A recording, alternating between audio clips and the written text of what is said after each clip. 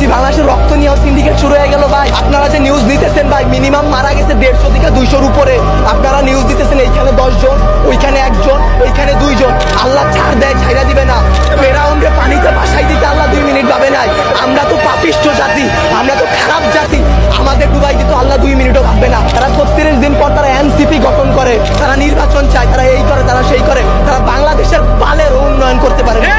জুলাই অভিশপ্ত না, অভিশপ্ত বাংলাদেশের রাজনীতি। বাংলাদেশের রাজনীতি নিয়ে যে বলবো ভাই, এখন বলবো, কালকে হয়তো আমার বাবা আমারে খুঁজা পাবে না। আমরা উপদেষ্টা আনাইছি, আমরা ইউসুফের সরকার বানাইছি, আমরা সেনাবাহিনীর হাতে সরকার দিছি। আপনাদের বলা আর এই যে নিজের গালে নিচে এইভাবে থাপ্পড় দেওয়া ভাই সেম কথা। বাংলাদেশে জন্মগ্রহণ করে আমরা করছি জীবন সবচেয়ে বড় ভুল, আমাদের বাপ মা করছে ভুল।